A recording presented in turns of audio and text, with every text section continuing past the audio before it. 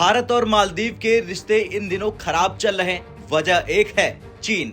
दरअसल मालदीव में सरकार बदली तो चीन एक्शन में आ गया। पहले भारत मालदीव के संबंध को बिगाड़ा और फिर अब बनाने उतर गया सैन्य अड्डा यानी मिलिट्री बेस। अब मालदीव का जो नया राष्ट्रपति है वो चीनी समर्थक है और चीन ने इसी नब्ज को दबाना शुरू कर दिया है। उसने बाकायदा दबाव भी बनाया और खबर आ रही कि चीन ने मालदीव से गादू द्वीप से स्थित बंकरिंग बंदरगाह के दोहरे इस्तेमाल के लिए अनुमति मांगी है। अब अगर मालदीव इसकी परमिशन देता है तो चीन बिना रुके लामू एटोल में अपना मिलिट्री बेस खोल देगा। बता दें कि फरवरी 2016 में मालदीव के तत्कालीन राष्ट्रपति अब्दुल्ला यामीन ने इसे एटोल से नागरिक आबादी को पूरी तरह से हटा दिया था ताकि चीन उसका इस्तेमाल सैन्य गतिविधियों के लिए आसानी से कर सके। चीन के मालदीव में सैन्य अड्डा बनाने से भारत की टेंशन काफी ज्यादा बढ़ सकती है। खुद भारतीय सेना के रिटायर कर्नल विनायक भट्ट ने ट्वीट किया और बताया कि चीनी कम्युनिस्ट पार्टी लामू एटोल के गादू द्वीप में बंकरिंग पोर्ट यानी दोहरे उपयोग के लिए एक बार फिर मालदीव पर दबाव डाल रहा।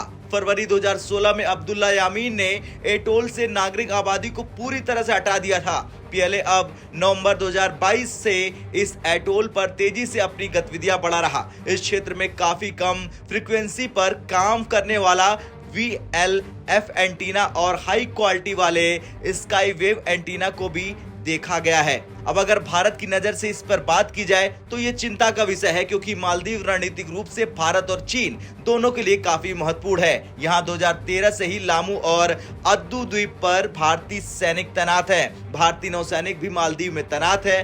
इंडियन नेवी ने वहां 10 कोस्टल सर्विलांस रडार इंस्टॉल कर रखे हैं। मालदीव नेशनल डिफेंस फोर्स यानी MNDF के प्रमुख जनरल अब्दुल्ला और रक्षा मंत्री मारिया अहमद दीदी ने संसदीय समिति के सामने बताया था कि मालदीव में भारत के 75 सैनिक मौजूद हैं। मालदीव 1100 से ज्यादा छोटे बड़े द्वीपों वाला राष्ट्र है। ये द्वीप हिंद महासागर में दक्षिण से पश्चिम तक फैले हुए हैं। चीन पहले ही 16 द्वीपों को लीज पर ले चुका है। बता दें कि मालदीव हिंद महासागर में प्रमुख शिपिंग लेन के बगल में स्थित है। ये शिपिंग लेन चीन, जापान और भारत जैसे देशों को निर्बाध ऊर्जा आपूर्ति सुनिश्चित करता है। चीन ने समुद्री डकैती विरोधी अभियानों के नाम पर 10 साल पहले ही हिंद महासागर में अदन की खाड़ी तक अपने नौसैनिक जहाज भेजने शुरू कर दिए थे। इसके बाद से ही भारत के लिए मालदीव का महत्व लगातार बढ़ता गया। भारत दक्षिण एशिया का एक प्रमुख और शक्तिशाली राष्ट्र है।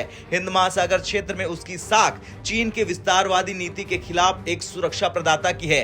इसलिए भारत को सुरक्षा और रक्षा क्षेत्रों में मालदीव के साथ करीबी सहयोग की आवश्यकता पड़ती है। खैर, अब देखना यह होगा कि क्या मालदीव चीन को मिलिट्री बेस खोलने की अनुमति देता है या फिर नहीं। आपका क्या कुछ कहना है कमेंट कर जरूर बताएं। ब्यूरो रिपोर्ट, भारत तक।